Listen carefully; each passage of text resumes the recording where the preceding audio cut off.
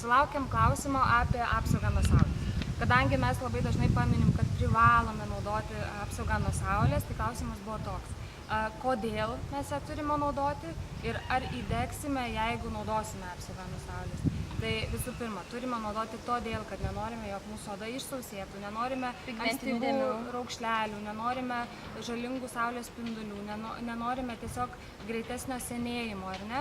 Tai dėl to privalome naudoti pagrindę ir ar mes įdegsime. Taip, įdegsime. Tiesiog nesudegsime. Tiesiog negausime žalingų saulės spindulių, gausime tam gerąjį vitamino D, tą gerąją vitamino D dozę. Taip.